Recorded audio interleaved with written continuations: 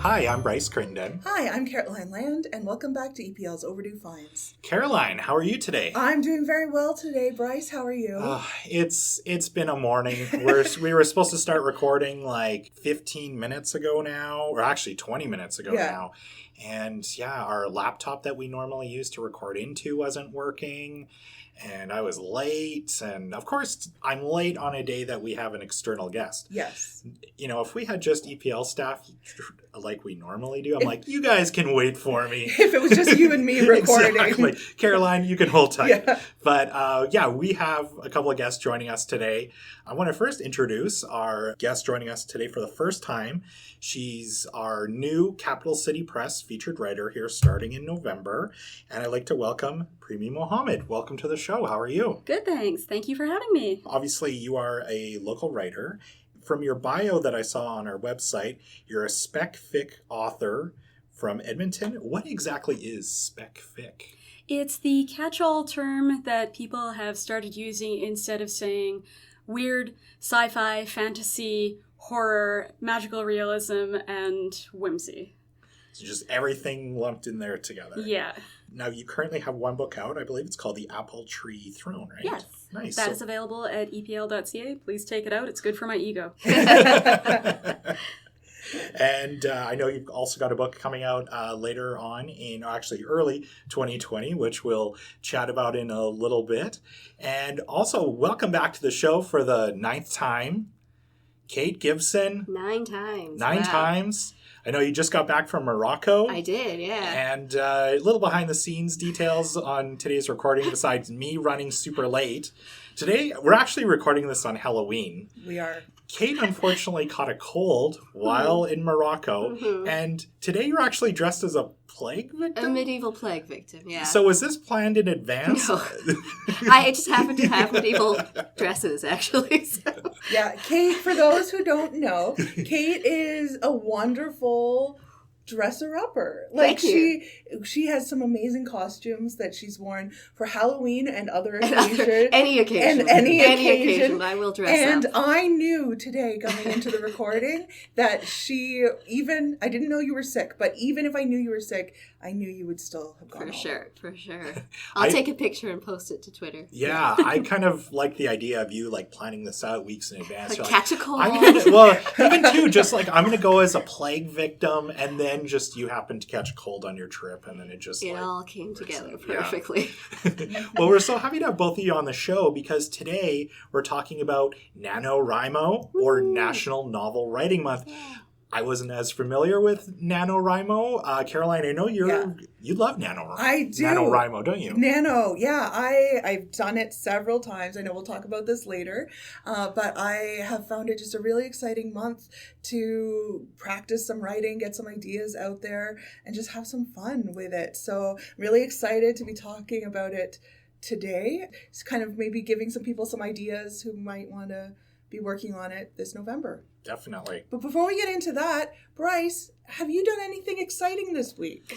This week has been very exciting, actually. Just this past Monday, of course, we hosted Mr. John Douglas, who we had on the podcast. Yes. And we want to say thank you, by the way, to everybody who basically went to the event this past Monday night. We had over 900 people there, which was our biggest forward-thinking speaker series event of 2019 anyway.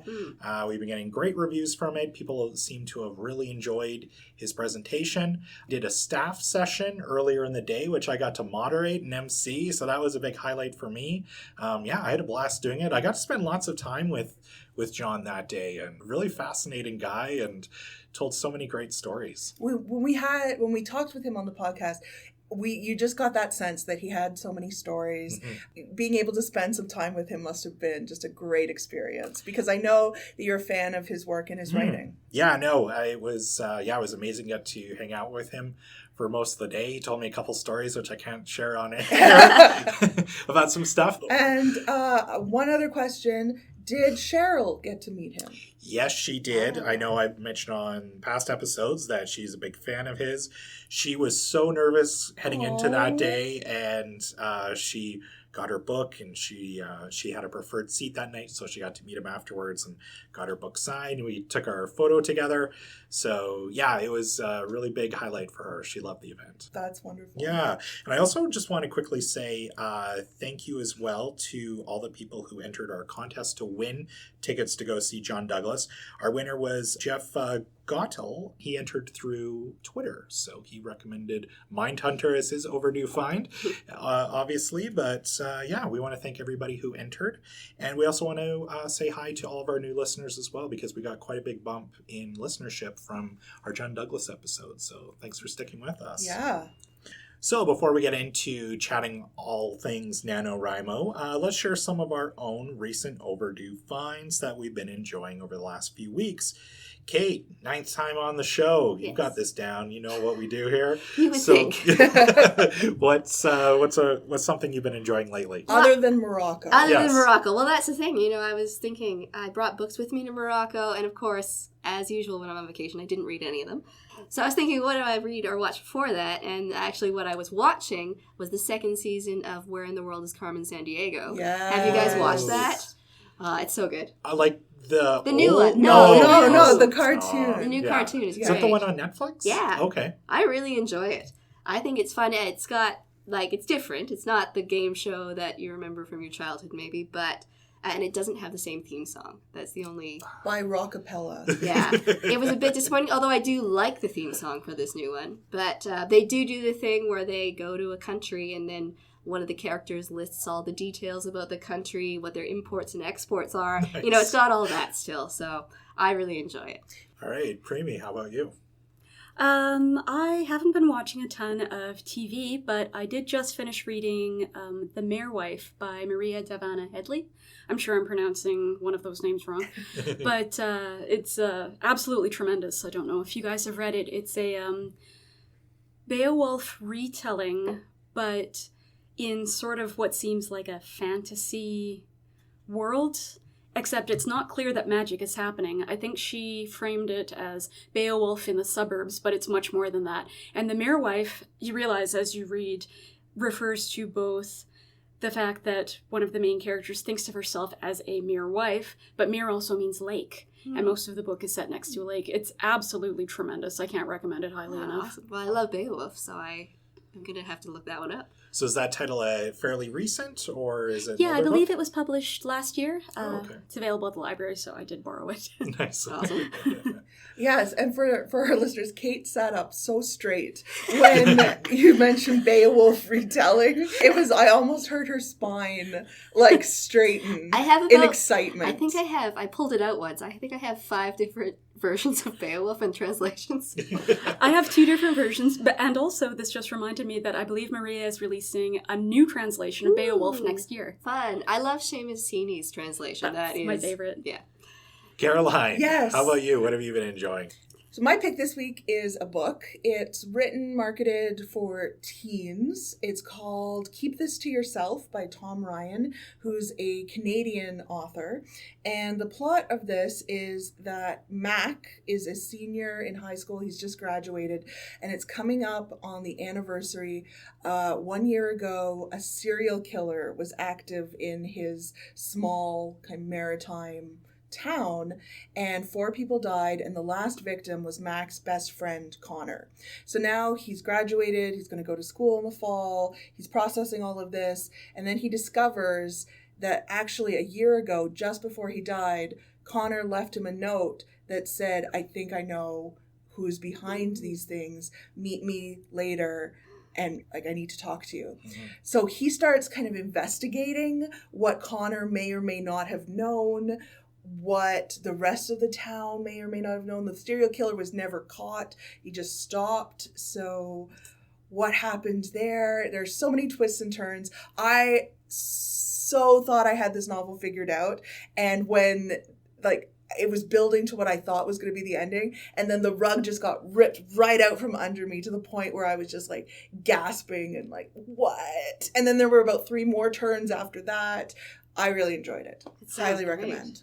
Yeah. That sounds good. Is that one a new book as well? It's new. It was published earlier this year. Okay. And yeah, I think I just couldn't put it down. It just grabbed you as a read. I'm not saying it was quick because there's a lot of details and some of like, it never goes too far into like the goriness of it. It's creepy in a sense, but it's not too graphically violent. Nice. Yeah, I really enjoyed awesome. it. So yeah, a Canadian kind of mystery. It's always nice to hear, some great books coming out from Canadian authors. So there's always lots of them, but it's always great to get those recommendations. Yeah. So Bryce, what have you been enjoying? So I just started watching the new Watchmen series on HBO, which is really good. I've been enjoying it. I thought about it, and if you haven't yet, go back and read the original Watchmen, of course, from Alan Moore and Dave Gibbons. For those of you who might not be familiar with it, really, it's almost like, I think I saw this online somewhere, it's basically like the Citizen Kane of graphic novels is what it's been described as. Time magazine, about 10 years ago or so, they released a list of their top 100 books of all time. Watchmen is on that list. If you haven't read it, basically it was originally released as a 12-issue series in 1986. It was released the following year as like a larger graphic novel collection, which we have here at the library and you can get pretty much anywhere. For those of you not as familiar with the story, it's not a typical superhero comic book story at all. It's a satire on the whole genre, and it plays off kind of the Cold War anxieties of from the 80s. And sadly, it's really relatable today too, just kind of the message with the whole doomsday clock and everything. It takes place almost like in an alternate 1986, if you will, and Richard Nixon is still president for some reason. Superheroes are outlawed, and there's all these former superheroes are being knocked off one by one. If you get a chance and you haven't read it yet, I can't recommend it enough. Yeah, please go out and read a Watchmen, and then go obviously check out the HBO series too. And I also want to say as well, because I know this is a controversial take, the 2009 movie from Zack Snyder, it's actually underrated in my opinion. I think it's a really good movie. I enjoyed it. Yeah. It's one of those, I remember before that movie came out, they were talking about how Watchmen really was, it was unfilmable. Like, this is something that everybody would have loved to have seen as a movie, and there was talks for years about like Tom Cruise being in it and a bunch of other people. But something as amazing as Watchmen is, it's really incredible what the detail that Zack Snyder was able to put on film. So if you also haven't seen the movie, go watch the movie as well. I recommend it. So before we dive into talking about NaNoWriMo, Premee, I wanted to ask, how did you get started as a writer? Well, I've always been a very accomplished liar, so it was a matter of learning how to write it down when I was a kid. I think the first book I wrote, my parents informed me, was when I was about 7. It was the story about a cat who ran away from home and became a pirate, and my dad let me illustrate it with the alcohol markers from his drafting job at the city of Edmonton, and I think I may have killed a few brain cells. So that actually works out quite well on your journey to becoming a published author, as it turns out. But I've always written. I think I finished my first novel when I was 16 or 17. It has always just been kind of a fun hobby in the sense that it's my favorite thing to do, and the places that I write are my favorite places to go.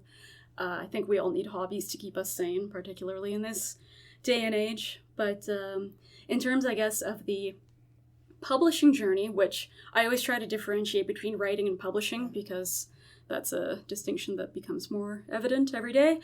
In about 2015, 16, a friend of mine encouraged me to start writing short stories because I think his selling point was they pay you right away. That was very exciting news. So I did get started in short fiction. I have around 30 pieces published in places like Analog and Shoreline of Infinity and Lackingtons and Syntax and Salt. And eventually people started encouraging me to work with something longer, and I almost cracked open the lid of my trunked stuff and said, boy, have I got books for you.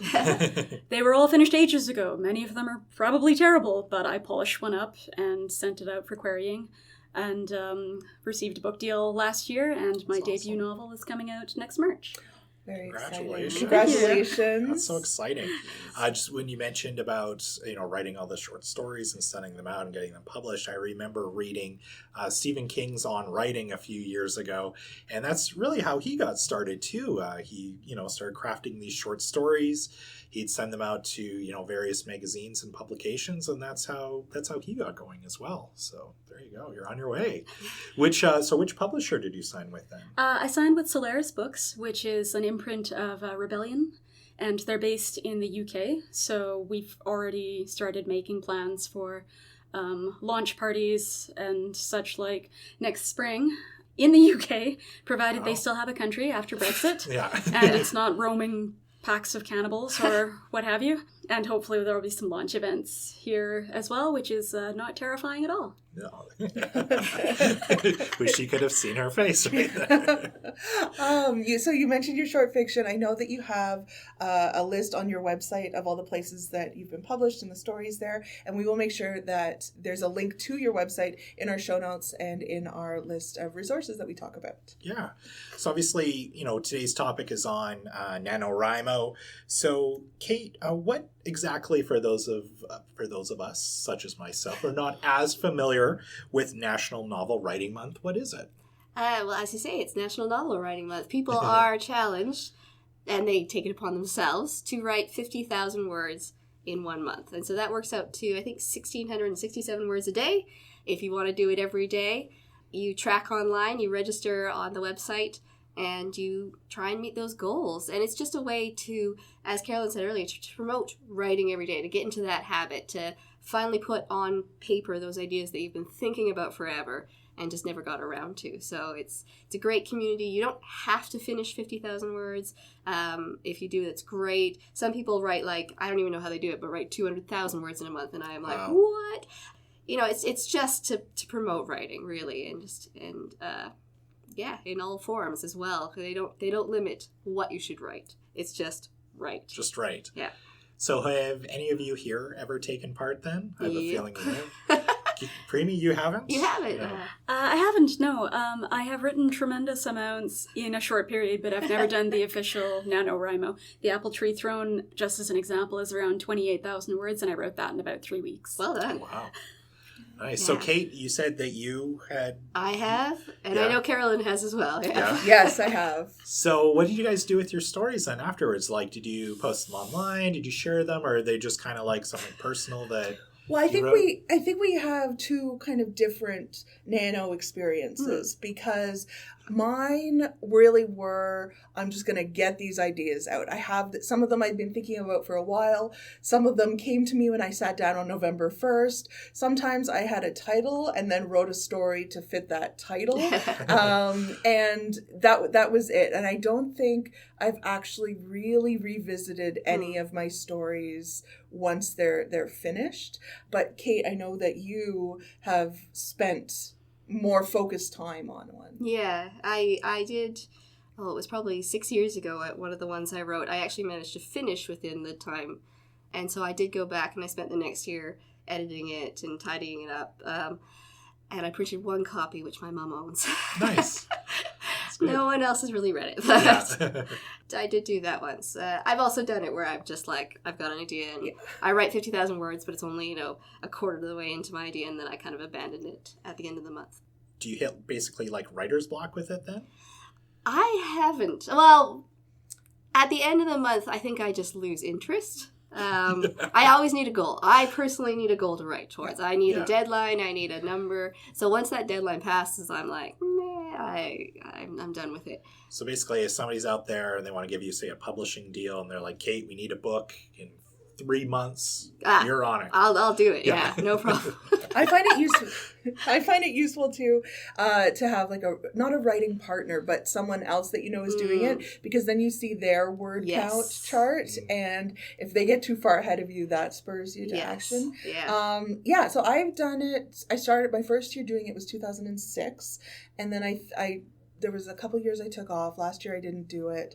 So it hasn't been continuous, but I probably done at least 10 times since then. Some highlights. I was looking back through my You've got some great ones. repertoire. Yeah. One that I'm proud of the title, and that was Do We Dare? ? As in Dewey Decimal System? It's a murder mystery / romance set at the Alberta Library Conference. Oh. The problem with this one was that there was not enough murder, not enough mystery, not enough romance, and too much library conference.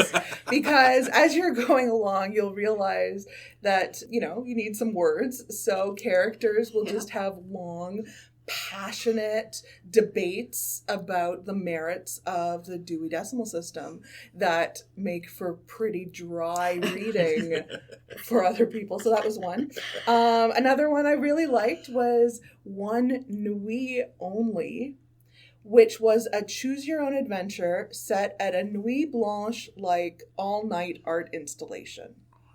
I love that one. So I haven't read it, but I just love it. Every time you tell me about it, I love it. As a concept, it was really good. That one was fun because I had to try to map out where the plot would fork off and then write through. And then if I wanted multiple setups to end up in the same payoff, I had to remember what details I had put in them. A lot of them ended with them going to get pizza. That was or they died. Those were the two extremes around what was happening. That's there. all I remember from Choose Your Own Adventures. Yeah. That was I always chose the path where I died again. Oh, and absolutely. It traumatized me. It's they decided to go to the water fountain display, but oh no, they stepped in a hole and died. And then the other path they made it, but somebody stole their purse and then they had to go. So that sounds like something that they could have handed out to people at Nuit Blanche, though. Or spent all night writing it, have a writer on display somewhere, just kind of working through it. Looking at the various displays, it's like maybe they drown in this sea of balloons or something like yes. that. Yes. Oh, the balloon pedway was so much fun. In real Nuit Blanche. Yes. Not in my novel. I think people may have died, but not in the real one. So those are some of the ones that and both of those I'm pretty sure had a title that came first. So that's my process. It just came to you one day, you're like, yes, this is it. I would buy this book if I saw this title. My novels feature a lot of protagonists who are women who live in Edmonton, usually work at a library. Hey, write what you know, right? Yeah. So we've talked a bit about this. Why would someone take part in something like Nano? Because they like punishing themselves. Yes.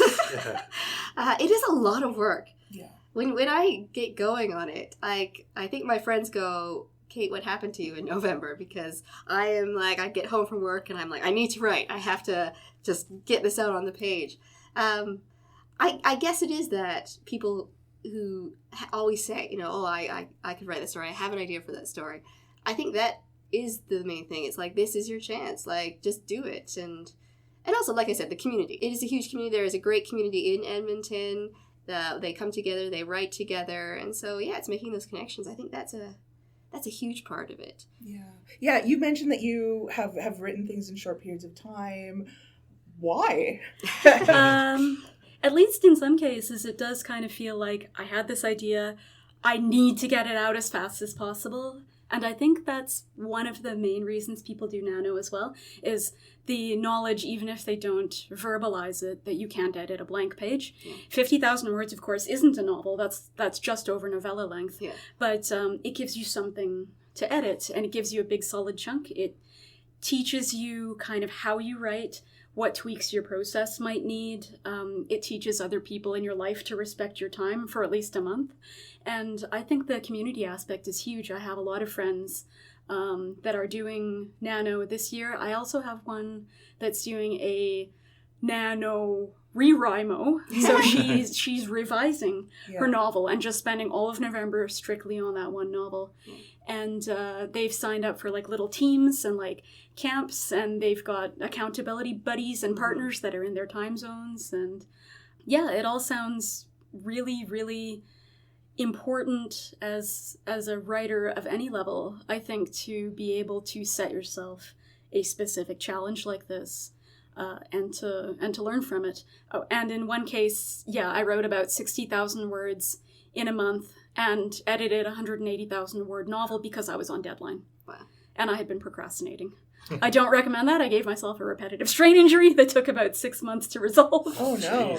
But the one thing I find really, really fascinating about all of this was I love the community around it. And that's the one thing that before I started at the library, I really had no idea about here in Edmonton anyway, was that really strong bond of local writers. And, obviously I knew there was writers in Edmonton, but, through services like the Writers Guild of Alberta and even here at EPL, it just, for something that really it's like a one-person thing, like you do that yourself, and it shows that you do need that, just like any other business or any other kind of lots of other hobbies that you may have. You need kind of that network and that family to kind of really help motivate you and push you along.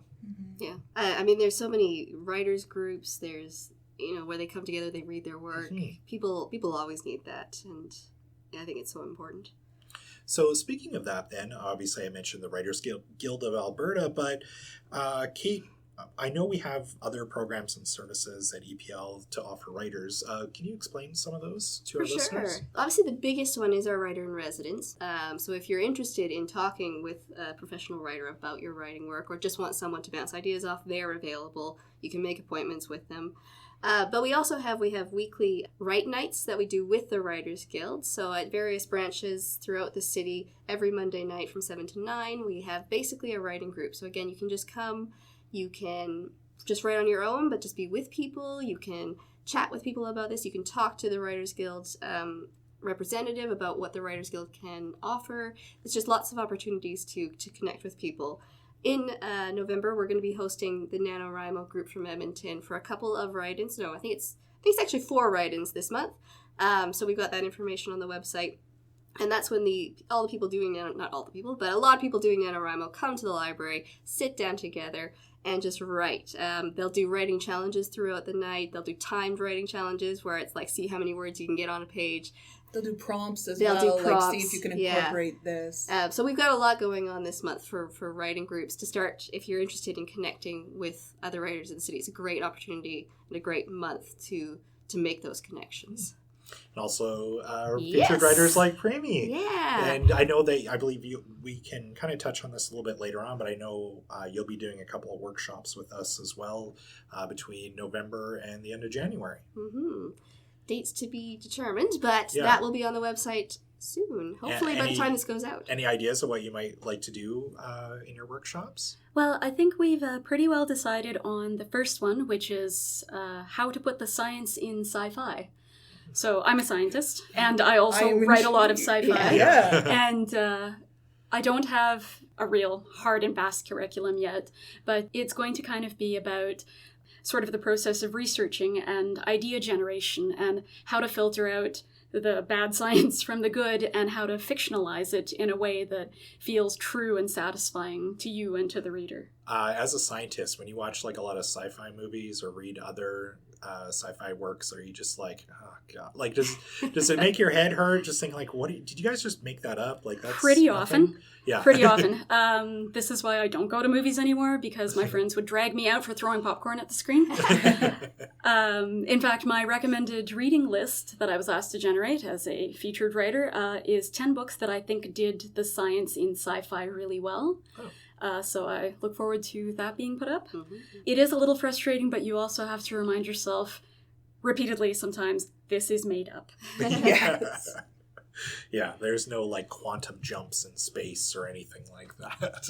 I was going to make a joke there, but I don't even know enough about like the science to make an actual joke on there. So I will have to check out that reading list to get some books to maybe learn about some science. One other thing I wanted to mention with what services we offer for writers is just the space. Yes. which can be huge. I think EPL is a place where people can be, and coming into a library, it might not be as quiet or as private as your home, but it's a chance to get out, to see people, to interact and kind of watch and observe. Mm-hmm. We've got, tables, we've got electrical plugins. This is very important for me. This was one of the key things at Capilano when we were designing it, was to have workstations with conveniently located electrical plugins. Yes. And, you can bring your coffee. You come, or water, stay hydrated, all of that. Just come. You're welcome in our space. We want to see you. Yeah. And if you haven't been to the Capilano branch yet, I think it is possibly one of the best places that you could sit and write. It's so beautiful. Absolutely. Thank you. So from your experiences, and I'm going to open this to everyone here at this table, what are some of the hardest parts of writing, and how do you work through them? I think in my case, it's kind of two things. So one is the time and energy management around trying to produce novels now on deadlines for the first time in my life, around a day job and the associated commute. So, your job takes up, 50, 70 hours a week already. You have to go home, somehow keep your house clean, keep yourself clean and fed, feed the fish. Luckily, I live alone, so there's nobody else demanding all my time. But you come home, you just want to lie down, but you know that you're on deadline. So I basically work through that by setting up chunks of uninterrupted time in my calendar so I don't feel tempted to go do anything else. And I find that helps me focus a lot. And I guess the other one is kind of a craft thing, which is I have trouble with pacing. But I've come to peace with working through that because I've decided that pacing is my editor's problem, not mine. And that's how I solved that. Great. What is it like working with an editor? It's been really interesting so far, and actually that's an interesting question because for most of my life, I've written with no one else reading anything I wrote up until about 2016. Yeah. And so people were like, well, we love your stuff. We've got some suggested changes, and my first response was, well, leave. So I had never really been edited before. And so, of course, with a novel, you sell the novel, and then you are assigned an editor, and your editor comes back to you with what's called an edit letter, and usually also a marked up Word document. So you're sitting there absolutely on tenterhooks, waiting for this thing that is going to rip apart the precious piece of your heart that you emailed to these cruel people. But actually, it's been really interesting because, of course, the editor's been in business for a while. They've seen everything. They've seen the good, the bad, the ugly. They're very, very used to polishing very good things. They're used to rebuilding half-finished things. And it's so interesting to get that perspective from someone who's worked in solitude for about 2 decades. I can't imagine. Yeah, like it's the, those words are your babies, essentially. And yeah, it's like, this character over here, they can go. You're like, no, that's actually the heart of the story. Don't kill them. Yeah. I just got so nervous, for you in a past moment, hearing about that letter. But I think these are some of the things that people might not know about what publishing and writing professionally are like. I think there are some people who still believe a published author, that must be your full-time job, going from book launch to fancy industry party to worldwide book tours, and it's like, oh, that's not the reality for 99% of the publishing world. The number I've heard on Twitter is something like 0.02% of fiction authors can support themselves solely on the proceeds of their fiction. Wow. It's not even a full percent. Yeah. I have a day job. I love my day job. It pays the bills. So basically, get out there and buy some books, people. Yeah. Buy some local writers. Yeah, exactly. Yeah. So, do any of you have any advice for someone attempting NaNoWriMo this month? Premee, yeah, you were just like, yes. Yeah. Again, I've never done NaNoWriMo. I have a very large Twitter community, though, and a lot of those people, I think possibly upwards of a couple of hundred, are doing it this month. Many of them have spent October doing what they called Preptober. So especially those writing things like historical fiction, they've done all their research in advance. They've done maps, some of them. Some of them have done character profiles or commissioned character art, which, wow, that's commitment. Of course, it's a little late for that, but I think my major piece of advice is outline first, even if you are not an outliner. Nano relies on momentum. And so if you're stopping to figure out what happens next, you're going to lose your momentum. And I guess the other piece of advice would be what I currently do, which is use placeholders so you don't slow down. Yeah. If you come up with a character and you don't want to spend 45 minutes on babynames.com or whatever and come up with the perfect name for what you want this character to be, just put something like Tall Man in brackets and move on with your story. Otherwise, you'll lose momentum. Mm-hmm. I think that's so true. And it kind of goes back to Carolyn's question before, like the challenges of writing that I've found. I want to slow down. I want to edit myself. I want to make sure that sentence is perfect the first time it goes down on the page. And you can't do that when you're doing NaNoWriMo, which I think is good. But you've got to get over that.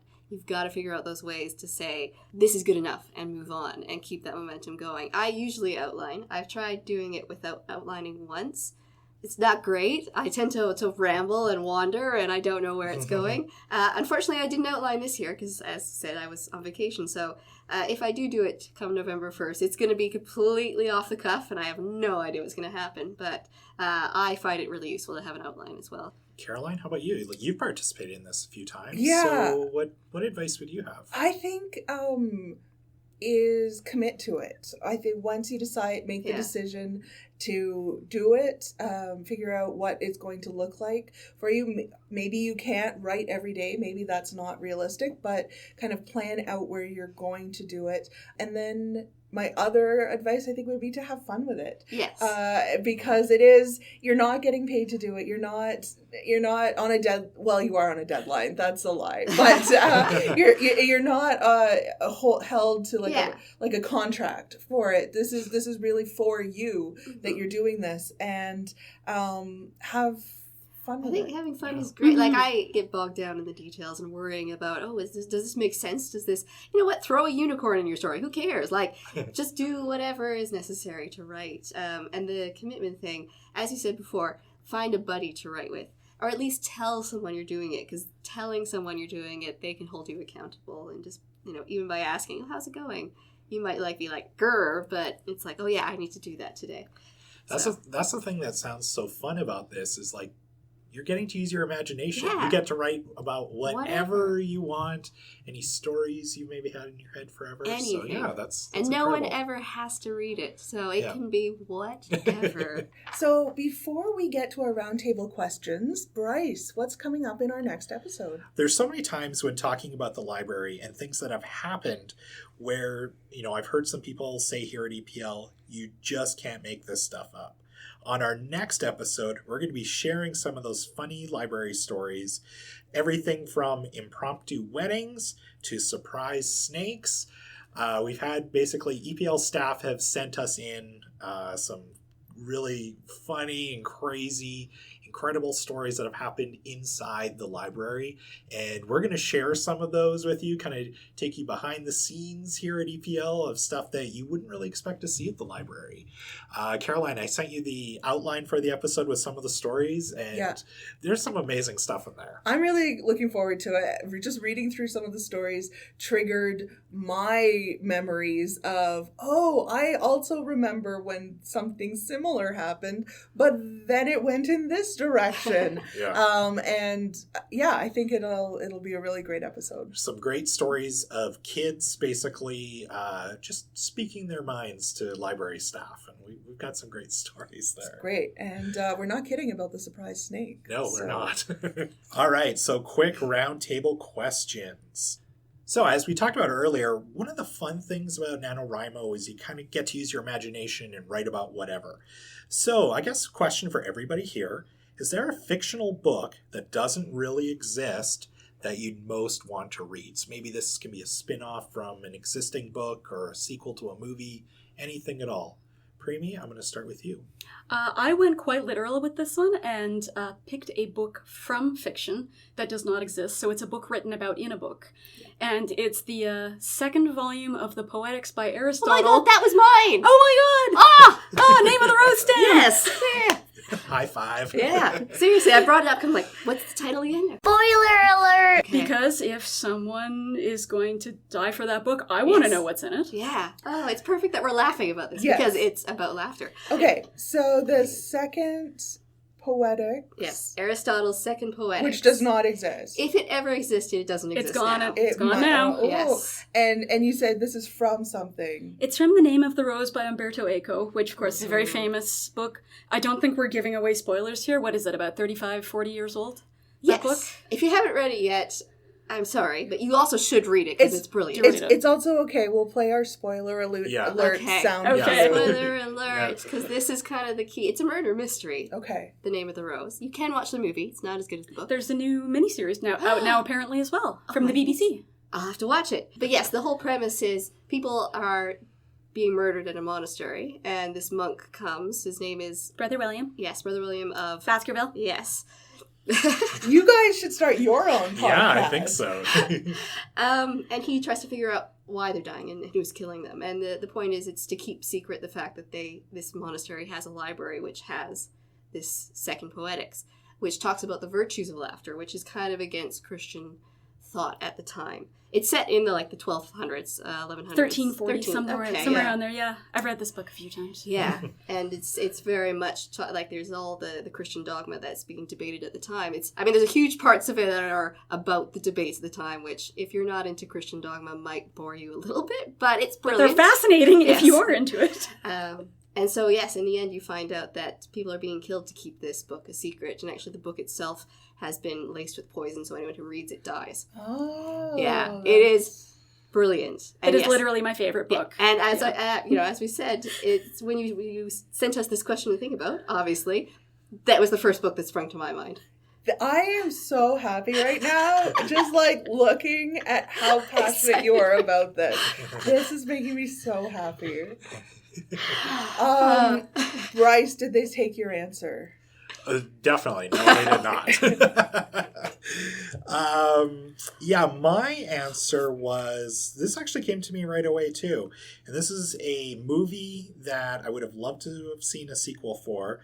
Mine would be called The Life and Times of Ferris Bueller. Ooh, What happened to Ferris Bueller after high school? good question. Does he occasionally skip work? Does he have kids? Do his kids take after him and skipping out on school and just enjoying life? Has 9-to-5 job kind of turned him into more of a Cameron? So there's lots of unanswered questions there. I want to know what's happened to Ferris Bueller. That would be mine. Caroline, how about you? I had a number. I thought of a lot. One absolutely for sure would be from The X-Files, From Outer Space by Jose Chung, which is from the episode Jose Chung's From Outer Space.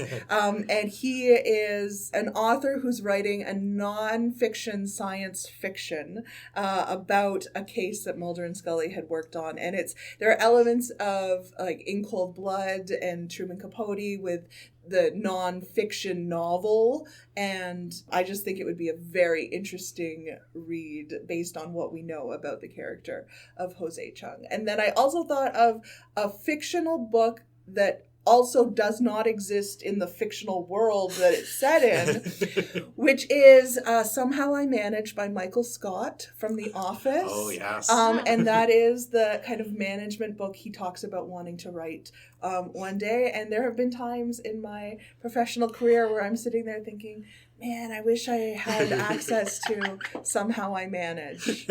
So That just made me think of Will There Ever Be a Rainbow from Montgomery Burns from Yes. The Simpsons.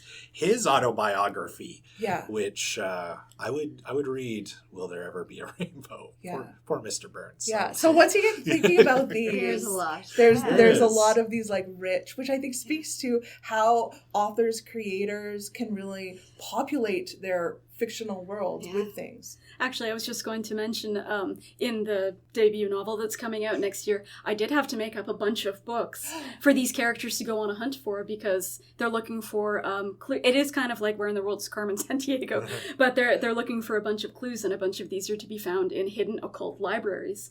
So you have to sit there and think about, what does this book look like? What properties does it have? What's it called? So that was really fun. Oh, very Wow. interesting. So cool.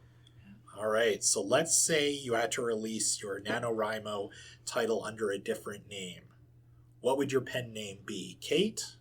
This is a hard one. Although, what came to mind first, because I am dressed in my medieval costume today, I'm not currently a member of the Society for Creative Anachronisms, but I have been. And so my name for the society is Isabel d'Agremont. And so probably I would choose that one. Yes, I like that. It's a good one. Thank you. It sort of calls back to some of my past relatives, their names, where they came from and stuff. So it has meaning to me aside from the SCA. That's cool. That's interesting that you say that, because I have a few pseudonyms that I've used primarily for like online things that draw from different parts of my name, my family, like my grandmother's original names, things like that. So I'm not going to be sharing any of those, because those are a little too true. But I did some research on this because I took this question very seriously, and I looked up like online author name generators. Nice. And one of them was go to the most popular baby names for the year you were born, and then choose from there. So following those rules, my novel will be published under the name of Jennifer Jessica. Ooh. Oh. I wonder if people can like reverse search and figure out what year you were born. Probably. Yeah. They could definitely narrow it in on that period of time. I was just thinking that. I thought, wow, I think you and I might be almost the exact same age, because everyone that I knew in school growing up was named Jennifer, Jessica, Heather, or Erin. Yeah. I think. Yeah, I Amanda could have been in there. There were a lot of, but I would go with Jennifer Jessica.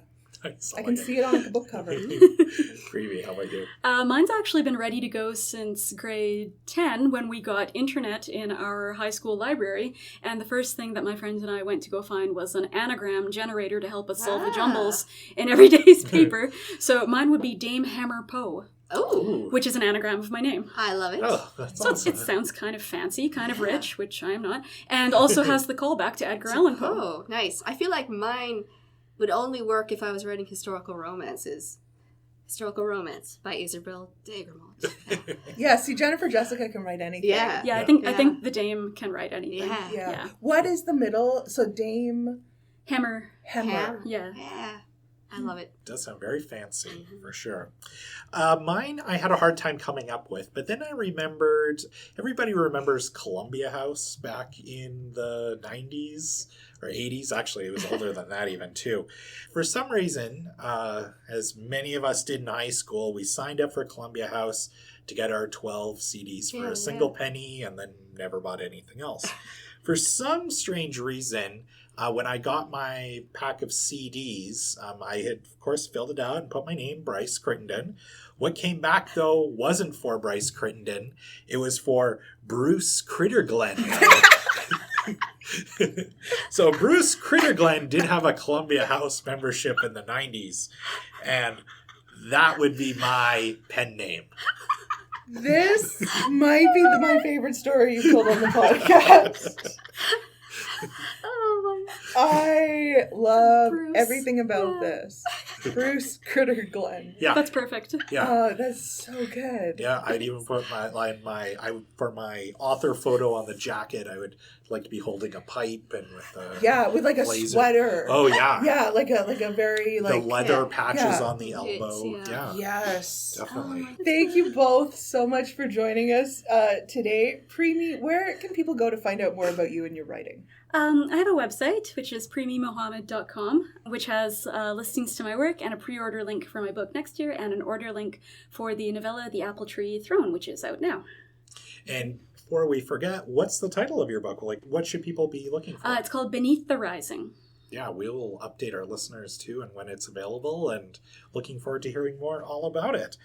And Kate, what's coming up with Capital City Press? Well, as I already mentioned, we're doing a whole bunch of things in November. So remember to check out the website, epl.ca/Capital City Press. We've got the NaNoWriMo write-ins, we've got our write nights on Monday nights, and we'll have information up soon about Premee's programs that are happening. We want to thank everyone for their recent podcast reviews. We love getting them, so keep them coming. Yeah, we got a few just want to quickly read off. So this was a 5-star review from Aria Alda on iTunes. So Aria said, "This podcast is a real overdue find for me. The hosts have a good chemistry and their voices fit well in a podcast." Then they added, "This is a real deal breaker for me. I like the varied topics, and those topics even include early literacy, being a preschool teacher myself, love EPL, and keep up the great work." So thank you so much for that. We also had one from Situational Extrovert. What a great name. That was a really good name. I appreciated that. I just found out about this podcast in my latest email from EPL. As books, both physical and audio, and podcasts take up the majority of my free time, as well as time spent driving, this is right up my alley. The content is interesting, and I can already tell it will keep my library hold requests near their limit. I'm excited to see what more comes from the podcast as it moves forward. So there was a nice little plug for the EPL newsletter as well. If you're not subscribed to that, you can sign up on our website. And if you're not subscribed to the show, you can also do that, and that way you'll get each new episode as it's released. You can leave us a review on Apple Podcasts, and of course, we would love it if you would tell a friend about the show. Please do. And don't forget that we'll have a link to everything that we talked about in today's show notes, including a link to Premee's website and some of the upcoming writing workshops that she'll offer. If you want to share your thoughts on today's episode, please email us at podcast@epl.ca or hit us up on Twitter by using the hashtag EPL Overdue Finds. Thank you for listening, and we'll see you next time.